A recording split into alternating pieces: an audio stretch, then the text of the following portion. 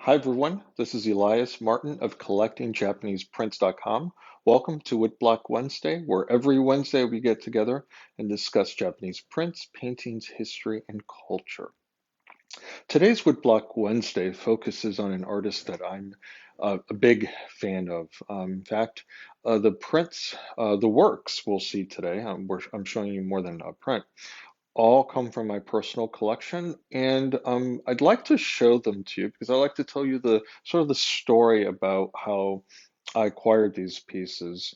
I think it's kind of a fascinating story, and it just goes to show you how, certain things are looking out for you. So if you're a collector and you're interested in certain designs, no matter how rare they are, you should always keep a vigilant eye on things that you're interested in because, and I firmly believe this, I think they're also looking for you. And so if you make the perfect home for what you're looking for, I'm pretty certain you'll find those things. So today we'll be discussing the work of Junichiro Sekino. And Sekino was a Sosaku Hanga artist who started working, he was sort of a prodigy, and he started working in print making when he was in high school, really, but didn't really get into it professionally until about the late 1930s or to about 1940 when he traveled to Tokyo, met Onchi, and started producing prints in earnest.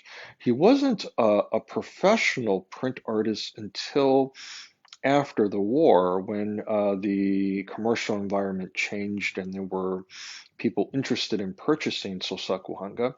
But Sakino did produce work in the early 40s. And the work is quite striking, amazing. And well, without further ado, let's go to the table and see what I mean. So before we get to the works today, I want to introduce a book. So if you're not familiar with this book, Behind Paper Walls, Early Works and Portraits by Junichiro Sekino. This is a book that I penned, I don't know, it seems like maybe 10 years ago now, for as a gallery exhibition catalog that showcased a lot of really early works by Sekino that came out of the family's collection. And a lot of these prints, several, I was fortunate enough to purchase, and I was also fortunate to add to my collection over the years. And at the time of the this book's writing, I was able to acquire this really wonderful early drawing. It's kind of a loose sketch of a nude that Sekino produced circa 1940. And I acquired this right around the time of the when I penned the book, and I thought it was a fantastic design. It really showed Sakino's excellent draftsmanship, and it also showed Sakino at work. And so, as I was saying, Sekino didn't really get started onto woodblock prints earnestly until about 1940. He traveled to Tokyo, I think it was 1939, and he enrolled actually in a oil painting school and was producing drawings, sketches, and oil paintings of nudes. And this work was done a little after that, about 1940, and the work portrays his newly minted wife. They had, I think, been married a couple years at this point, so he was sort of on his honeymoon still. And he produced some really wonderful, compelling work. These are large scale nudes. And I'll give you an example how big this work is. Here's the book, and this is about the size of any exhibition catalog. It's a sheet of paper, 9 by what is it, 8 by 10 or so. And here's the work. You could see you could easily fill up six or eight catalogs on the surface of this drawing. It's a really great large scale work. And so at this time, he was interested in producing these nudes, producing woodblock prints. He met Onchi about 1940, was working with Onchi. And And the story of this work is, I acquired it through the gallery that I was working with for the exhibition, and then I just purchased it for myself. And then a couple years later, I found this painting. And I'm going to walk over to my bookshelf where there's a little bit better light. And you could kind of see. This is an oil on wood board. I'll show you there.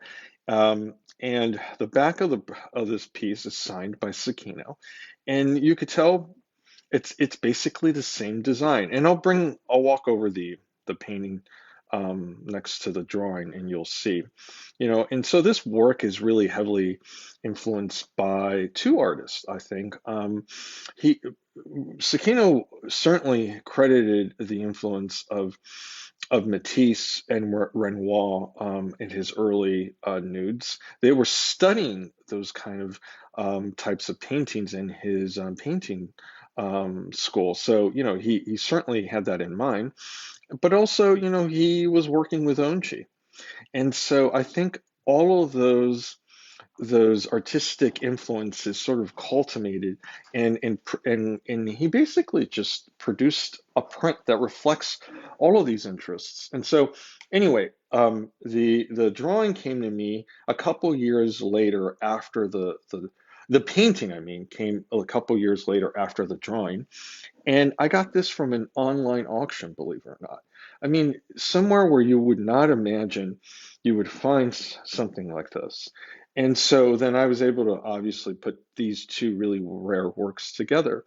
And then 3 years later, in an unlikely source in Japan, I was able to find the finished print.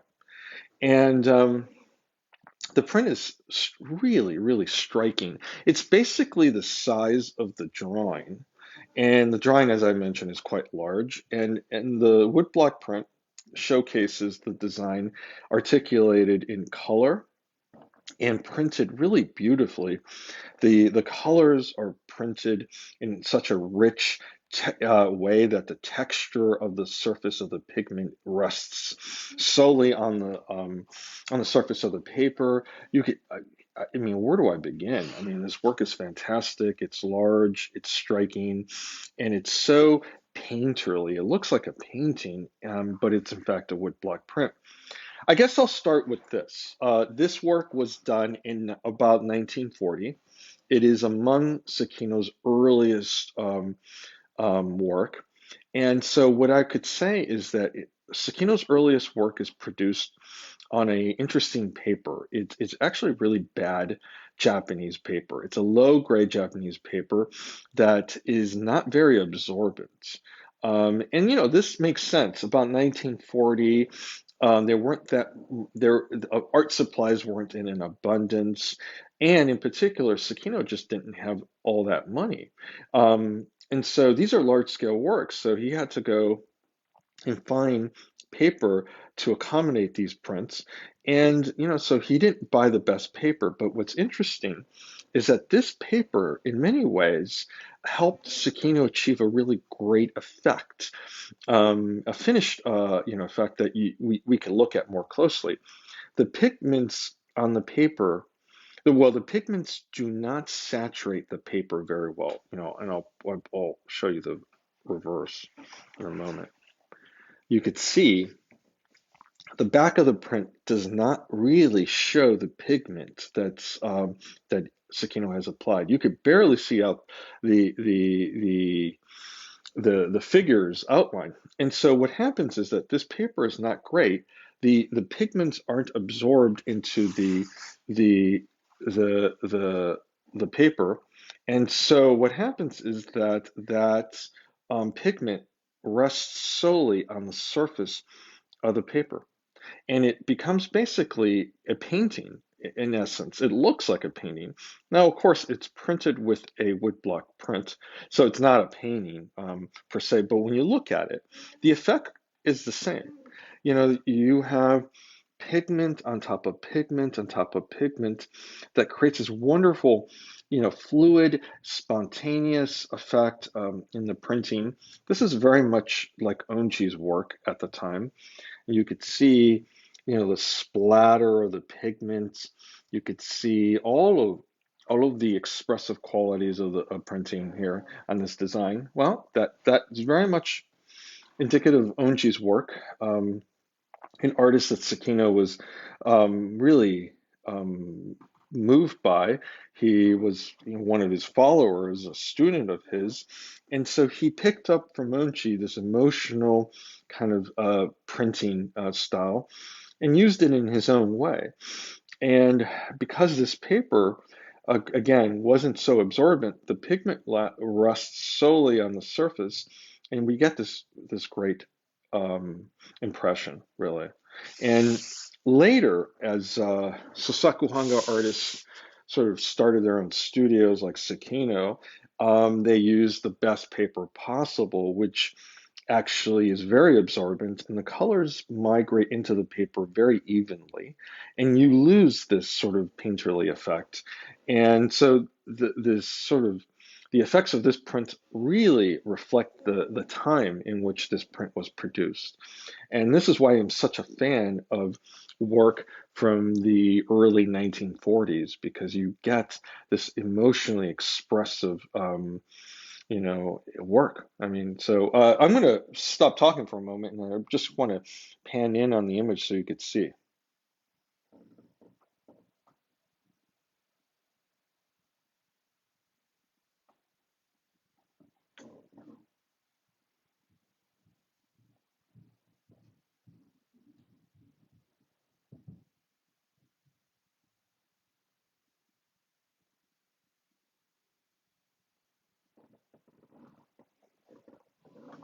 It's pretty astonishing to think that, this is in fact a woodblock print. The other thing I should point out is that in this period of time, Sasaku Hanga artists obviously were carving and printing their own designs. And in this print, it was carved and printed with larger blocks, obviously, and the blocks were plywood. And so the plywood is really easy to carve, as you might imagine, and it allows one to produce really large scale prints. And so the shallowness of the carving of the block allows for a more expressive quality in the carving, and you also get this kind of like the softer, almost messier effect. You could exploit the plywood blocks to do that.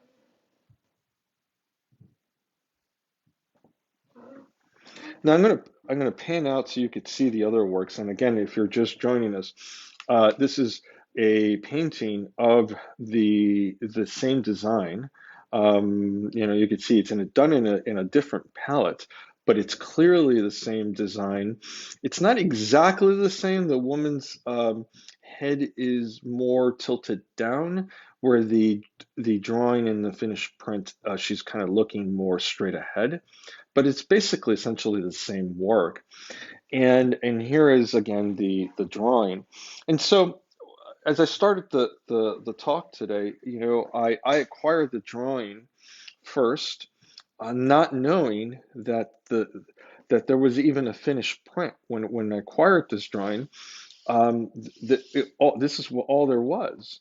And so then I ended up with this painting on panel, a couple years later, and from a really weird source. I got it at an online auction.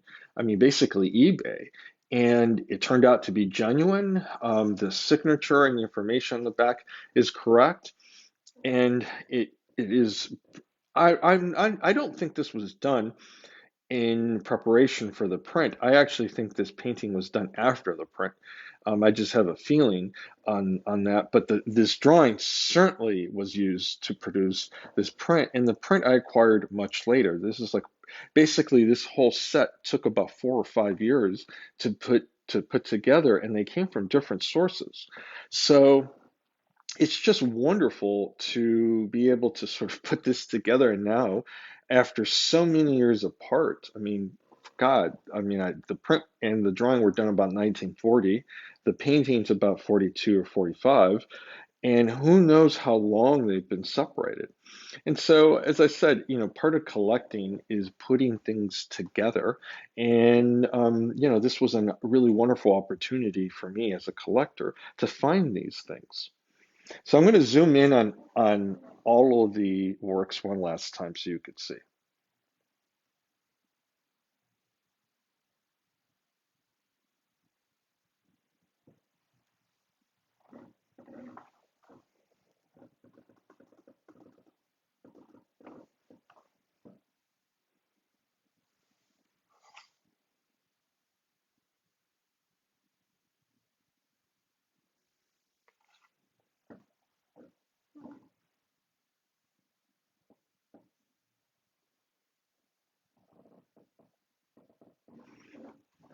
The other thing I want to point out is that the background is done in this silver mica, and it's very hard to capture on my phone camera or even in any publication.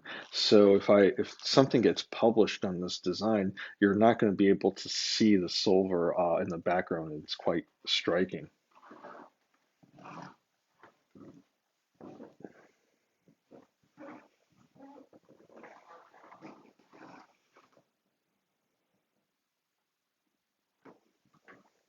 Well, I want to thank all of you for joining me on this week's installment of Woodblock Wednesday.